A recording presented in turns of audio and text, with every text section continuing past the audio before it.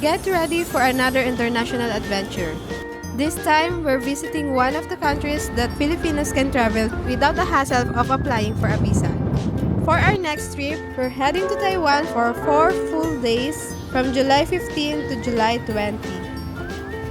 It is summertime there, and although storm has just passed before our arrival, we're hoping for clear skies and great weather so we can fully enjoy everything Taiwan has to offer.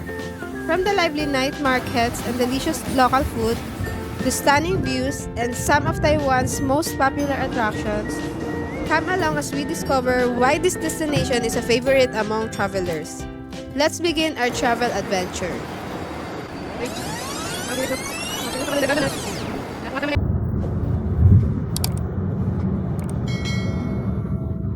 Hi Beshies! We're now heading to the airport for our 11:25 p.m. departure.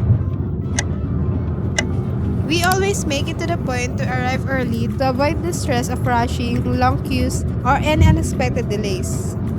Getting to the airport ahead of time gives us a more relaxed and hassle-free start to our trip. For international travelers, don't forget to prepare your travel documents, including your confirmed flight booking. It is also a good idea to complete your eARRIVAL form and online check-in before heading to the airport to help avoid unnecessary delays. eARRIVAL forms of Taiwan can be completed starting 7 days before your flight, while online check-in is usually available 2 days before departure depending on your airlines. We will put the link of Taiwan eARRIVAL at the description link. We arrive at the airport around 6:30 p.m. Check-in opens 4 hours before the boarding flight. One of the first things you'll need to do upon arriving at the airport is pay your travel tax if you haven't paid it online. There's a travel tax counter at the airport where you can pay directly. You can also pay in advance through the Cebu Pacific app or website for added convenience, although a 50 pesos convenience fee per passenger may apply. If you arrive at the airport early, paying at the travel tax counter is a perfectly fine option and can help you avoid the extra online fee. After paying the travel tax, we headed to the check-in counters since we have a check-in baggage. Once that was done, we proceeded to immigration.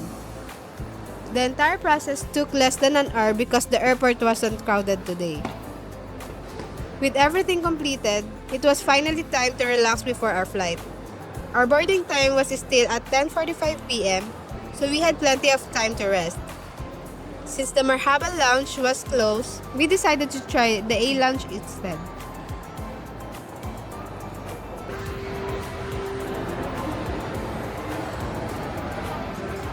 It was the perfect opportunity to have dinner and unwind before their flight. Here's a look at some of the foods they serve at the A Lounge.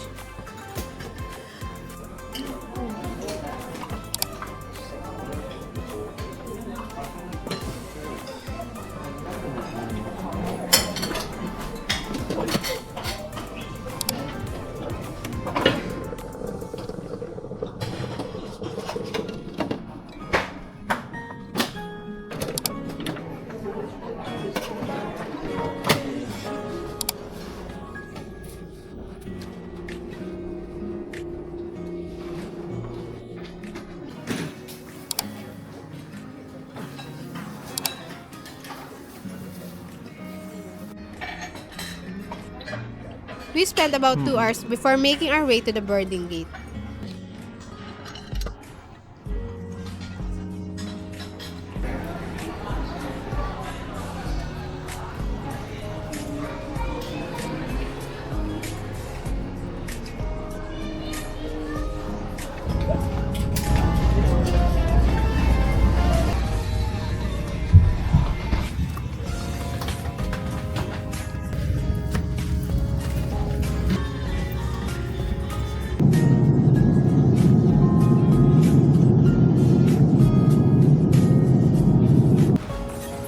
Finally here at Taoyuan International Airport.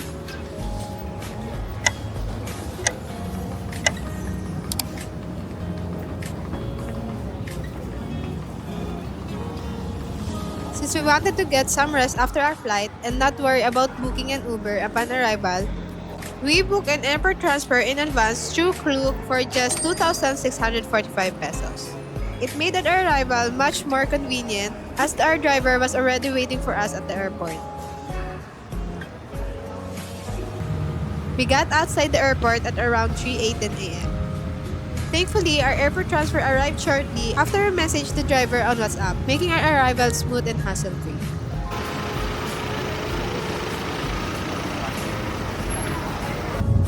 For our accommodation, we booked Mayor Inn Hotel through Klook for 22,452 pesos and 40 cents for 5 nights. One of the best things about this hotel is its excellent location. It is just across the Taipei main station. There's even a basement connection from the hotel that leads directly to the station, making it incredibly convenient. Since we'll be using the MRT for most of our trips, staying there makes getting around Taipei much easier.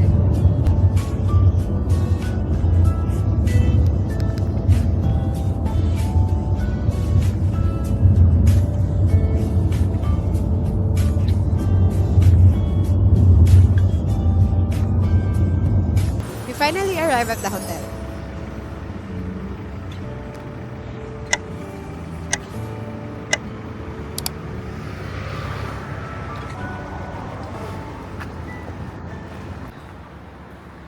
Luckily, there's an ATM machine at the ground floor.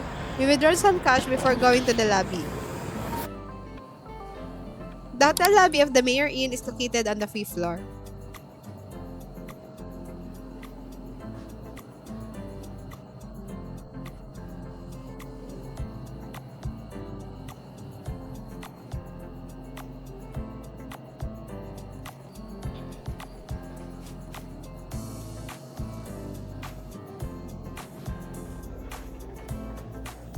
Our room is located on the 4th floor, so let me give you a quick tour for our room for the next 5 nights.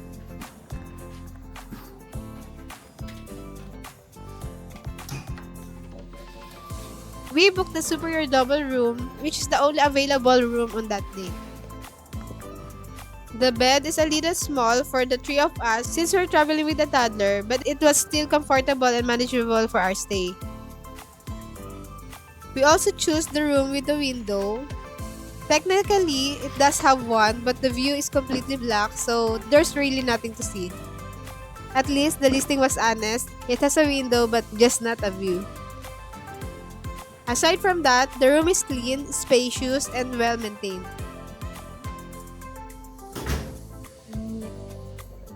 The bathroom is also a nice feature with an automatic heated bidet toilet that will make our stay even more comfortable.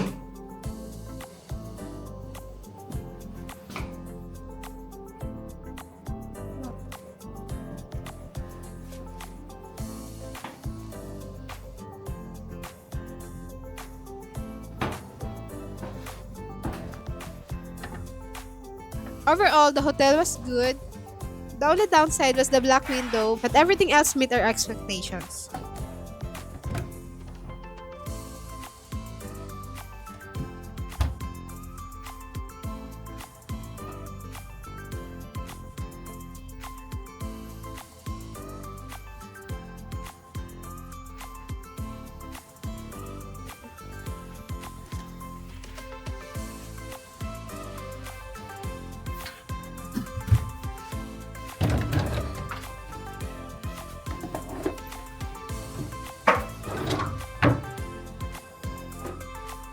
Let's rest since we need to start our travel date for tomorrow. Bye-bye! Good morning, Beshies! It's currently 10 a.m. and we're heading now to our first day itinerary. The weather is a hot 34 degrees Celsius. Hopefully it will not rain since it will be difficult to travel. We actually forgot to show you this earlier, but from our hotel, we simply took the elevator down to the basement 3 and followed the signs leading to the MRT. From there, we went up to the basement 1, then took another elevator down to basement 2, which connects directly to Taipei main station.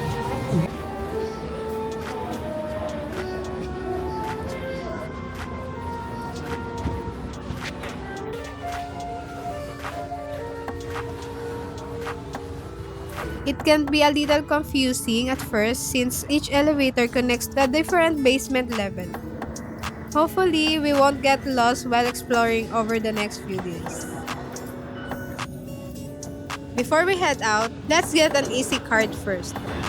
It's a rechargeable transportation card that makes getting around Taiwan much more convenient. We will be using it throughout our trips for the MRT, local TRA trains, city buses, and even some taxis. It can also be used to pay at convenience stores like 7-Eleven and Family Mart, as well as many restaurants and shops that accepts Easy cards. The cards itself cost 100 Taiwanese dollar, which is generally non-refundable. We loaded $800 onto each card, and hopefully that's enough to cover our transportation expenses for the next 4 days in Taiwan. The train costs $20. Our first destination is the iconic Taipei 101. To get there, we'll be taking the Blue Line MRT or Banan Line to Taipei City Hall Station.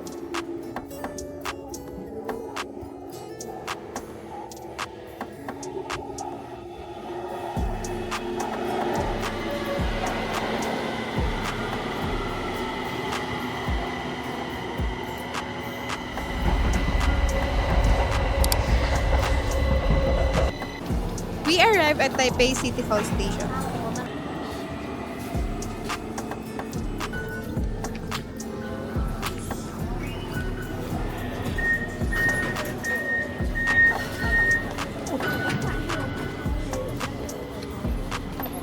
We exited through exit 3 because we thought it was the closest way to Taipei 101. Unfortunately, we didn't do enough research beforehand, so we missed the Rainbow Walk photo spot of Taipei 101. If you are planning to take photos of Taipei 101, it's best to exit through exit 2 and walk through the City Hall Station Rainbow Walk. You can search it on the Google Maps. It offers one of the better viewpoints of Taipei 101. Hopefully, we'll get a chance to visit it next time.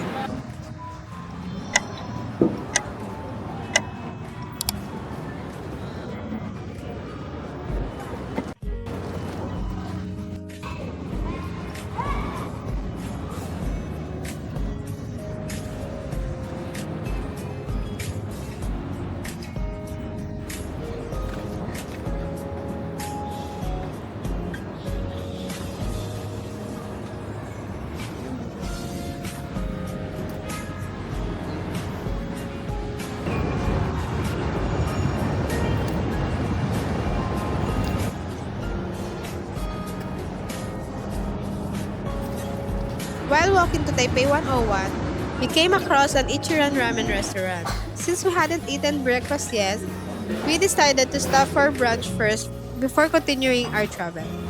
It was the perfect way to start our first day of exploring Taiwan.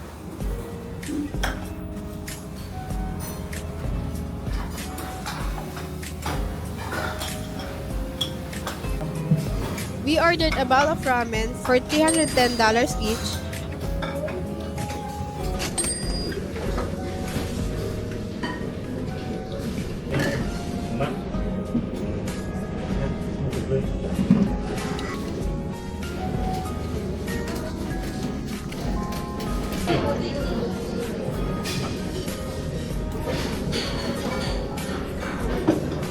The broth was rich and flavorful, and the noodles had the perfect firm and chewy textures.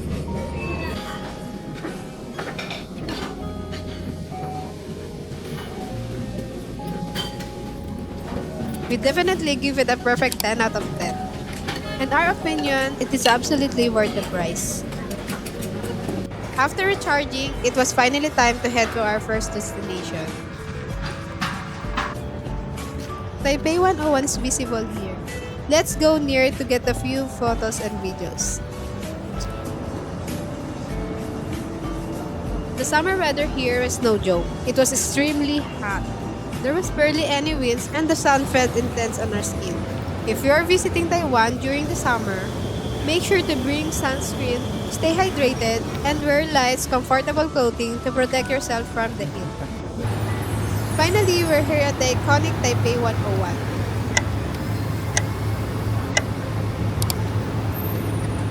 Did you know, Beshies, that Taipei 101 stands 508 meters tall with 101 above ground floors and 5 basement levels.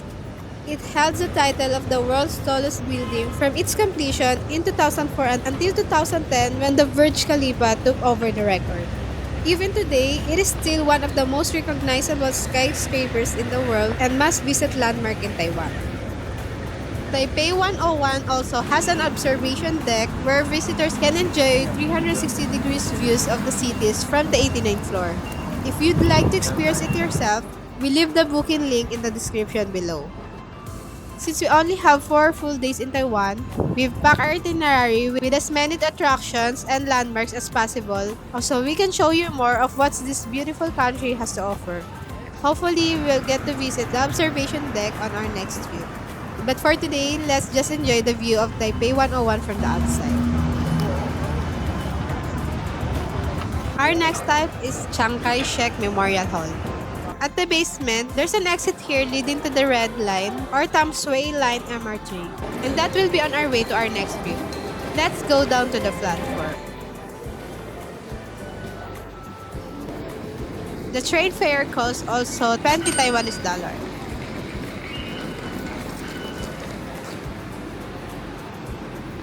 From Taipei 101 or World Trade Center Station, it is only 5 MRT stations away to Chiang Kai-Shek Memorial Hall.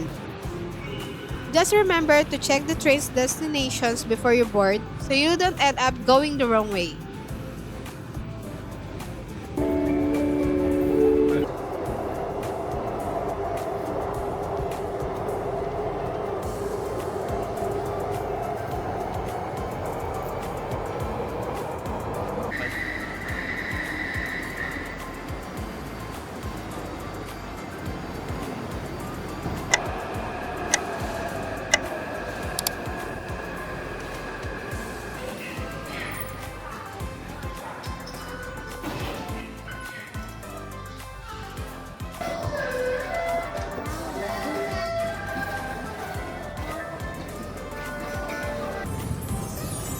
We're now here at Chiang Kai-Shek Memorial Hall, one of the Taipei's most iconic landmarks.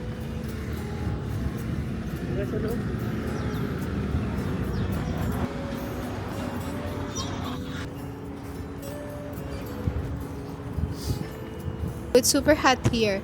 The sun is intense and there isn't much shade here since it is such an open area. So we'll just do a quick tour of the memorial.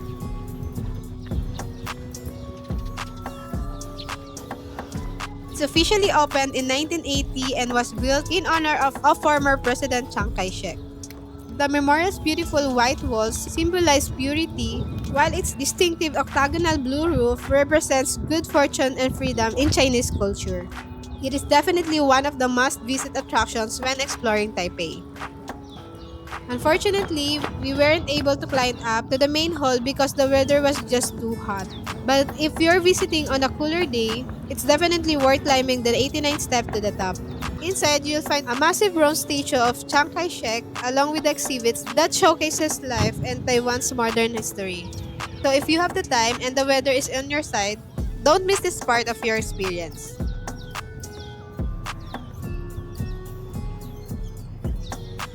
The heat is making us thirsty.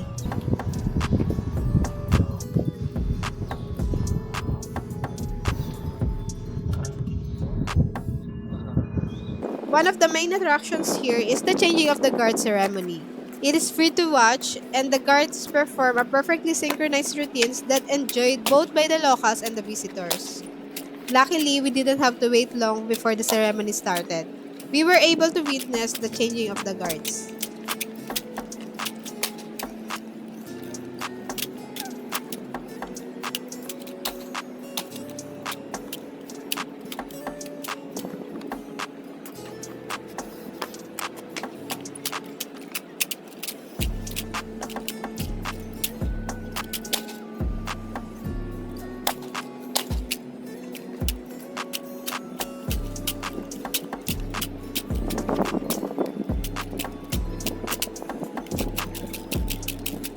Whether you're into history, photography, or simply exploring Taipei's most attraction, this landmark is well worth adding to your itinerary.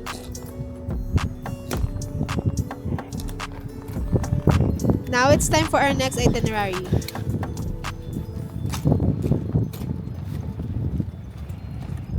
Since it's a bit far away, we'll be taking the MRT again.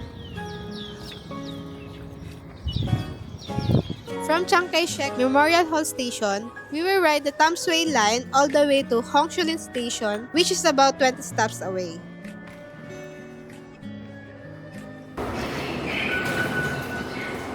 The fare is 50 Taiwanese dollar.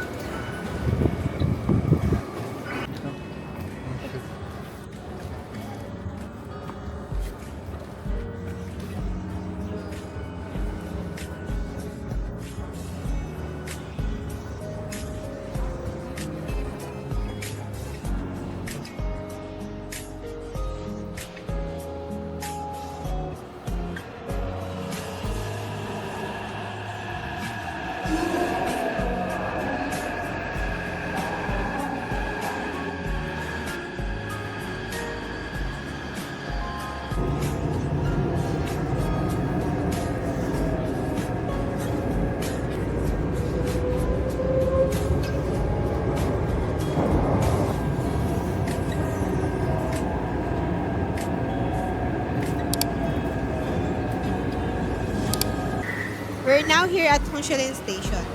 From here, we will transfer to the Danhai Light Rail. From this station, we'll ride 12 stations away to Tamsui Fisherman's Wharf. Our next itinerary is Tamsui Fisherman's Wharf.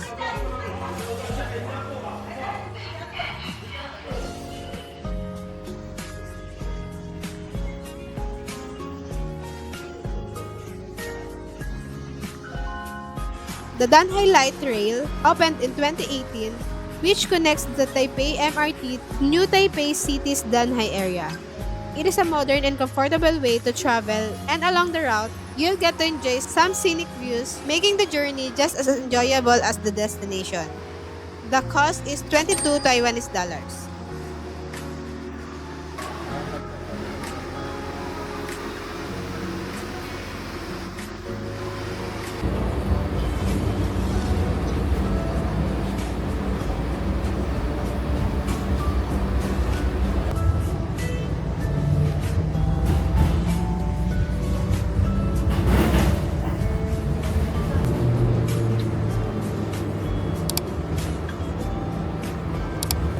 We've arrived at Tamsui's Fisherman's Wharf Station.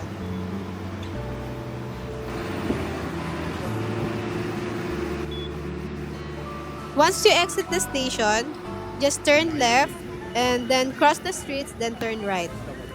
From there, it is just a short walk toward the waterfront and Tamsui Fisherman's Wharf.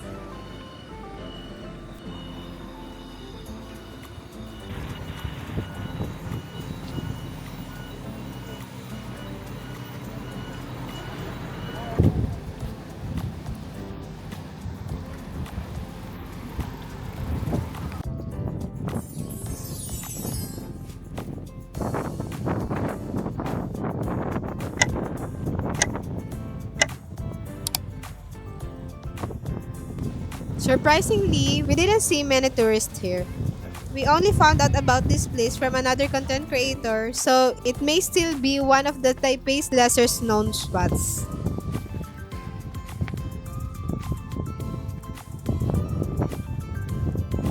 If you're looking for a quiet spots to enjoy the waterfront, this could be a great place to check out.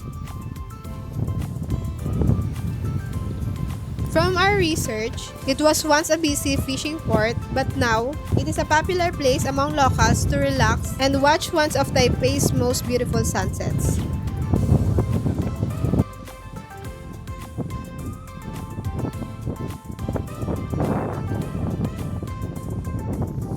The highlight here is the iconic Lover's Bridge, a striking white pedestrian bridge inspired by a ship's sails.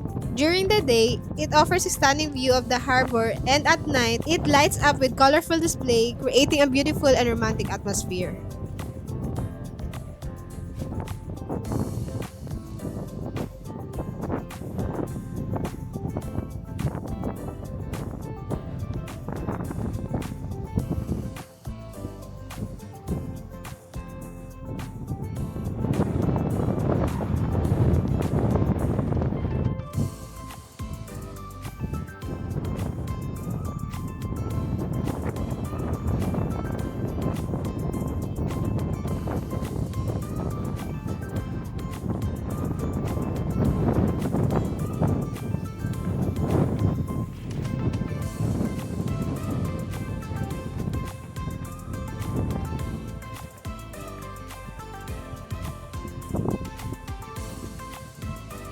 After crossing the bridge, we dropped by a high life convenience store to grab some cold drinks. We relaxed there for about 30 minutes to escape the heat before making our way to our last destination.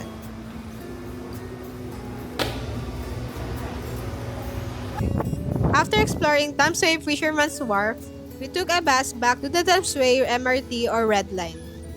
The bus stop is conveniently located just to the left of the convenience store. It is cost only 7 Taiwanese dollar.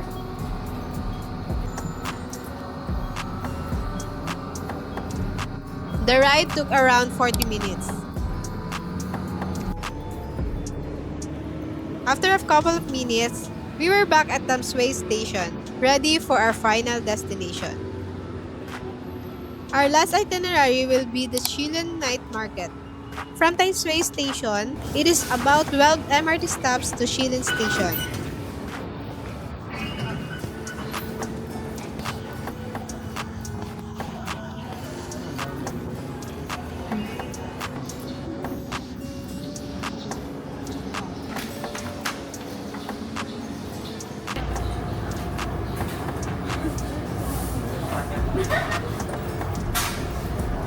We finally arrived at Shilin Station. If you're planning to visit the Shilin Night Market, you can also get off at the next station, the Yantan Station. It is slightly closer depending on which part of the market you want to explore. From Shilin Station, take exit 2 and turn right. It is about 700 meters walk to the market.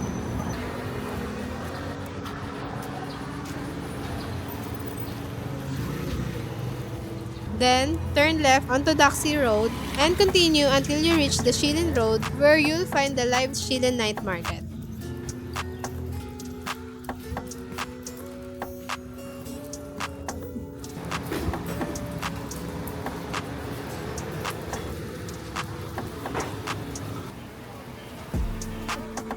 We're now exploring Shilin Night Market, the largest and one of the most famous night markets in Taiwan.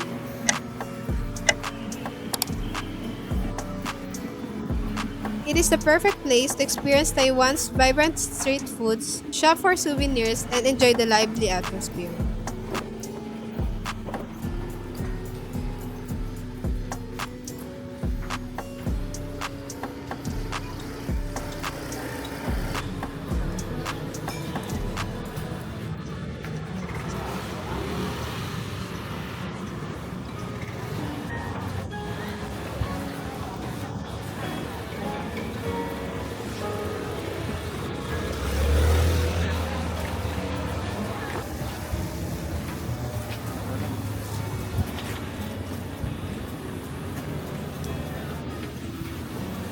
As we walked through the busy street, we came across a stall selling the famous Taiwanese peanut ice cream roll. Of course, we couldn't pass up the chance to try it. It costs just 60 Taiwanese dollar, and it is made with a thin spring roll wrapper filled with shaved peanut candy and ice cream. You can also add fresh cilantro, which is the traditional way to enjoy it.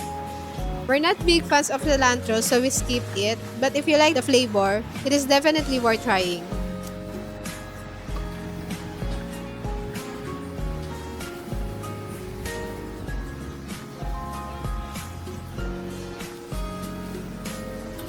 We really enjoyed it, and it's one of the most unique Taiwanese snacks you shouldn't miss when visiting Shilin's night market.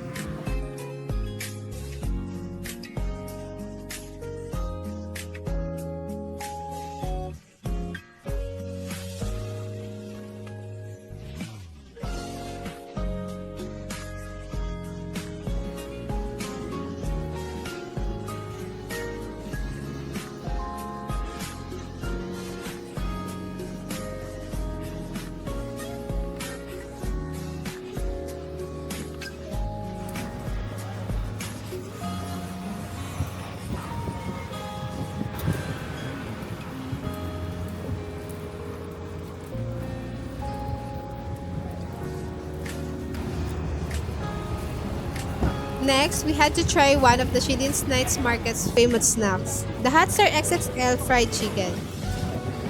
From what we've seen online, this stall usually has a very long line. Luckily, we arrived early, so we were able to order before the crowd showed up. One XXL fried chicken cost 95 Taiwanese dollar. Since we were traveling with a toddler, we chose the non-spicy flavor.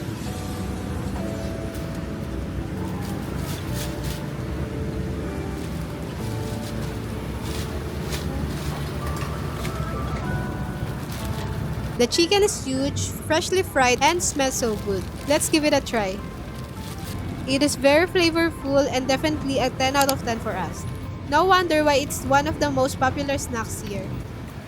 Right next to the Hot Star stall, we found a bubble milk tea shop. Taiwan is famous for its bubble milk tea, so you'll find these shops almost everywhere. In fact, there were several bubble tea stores near our hotel too. We couldn't leave Taiwan without trying one. The bubble tea costs 55 Taiwanese dollar. The bubble tea is good, but it's a little different from the bubble milk tea we're used to. The pearls are also really chewy, which we like. Overall, we give it a 9 out of 10. One thing we noticed in Taiwan is that most of their drinks aren't as sweet since many locals prefer less sugar to enjoy the natural flavor of the tea. That's everything we've tried so far. We're not really a big eater, so we couldn't sample as many of the food delicious as we wanted. But hopefully, we'll get to try more local snacks before we leave Taiwan. For now, it's time to head back to the hotel and get some rest. We'll take the MRT Red Line from Jantan Station back to the Taipei main station, which is only 5 stops away.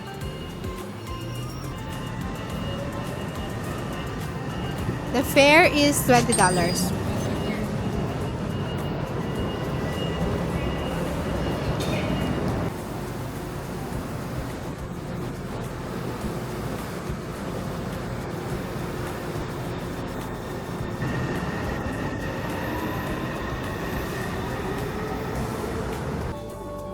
We're finally back at Taipei main station.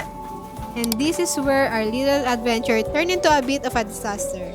After getting off the MRT, we couldn't figure out how to get back to the basement entrance of our hotel, which is directly connected to the Taipei main station. The station is huge with multiple MRT lines, underground malls, and interconnected walkways. While there are plenty of signs, it can still be a little confusing, especially if you're first time here. We spent about 20 minutes trying to find the right way back. We could have simply gone outside, but we really wanted to figure out the underground connection to our hotel since we had arrived earlier via Blue Line and were returning via Red Line. Thankfully, we finally found it. If you're staying at Mayor Inn, just keep an eye for the M5 signs. They lead you to the correct exit and make getting back much easier. And that's how we end our first full day here in Taiwan. Tomorrow we'll be going somewhere far away, so we need to get up early and start early. It was definitely a long but unforgettable day. From arriving at Taoyuan Airport, exploring the iconic Taipei 101, visiting the historic Chiang Kai-Shek Memorial Hall, enjoying the relaxing views at Tamsui Fisherman's Wharf, and ending the day with delicious street food at Shilin Night Market, we packed so many amazing experiences in just one day. Every stop was absolutely worth it, and we're excited for what's ahead. We can't wait to take you with us on another adventure. If you enjoyed this video, don't forget to like, subscribe, and we'll see you on day 2. Before we end the vlog, I almost forgot. We also stopped by Family Mart to grab some food for dinner and breakfast the next morning. Everything came to a total of $242. Definitely a convenient option if you're looking for a quick and affordable meal. And the curry was actually really good. And that's it for day 1 in Taiwan. Thank you so much for watching and we'll see you on the next adventure. Bye bye, beshies!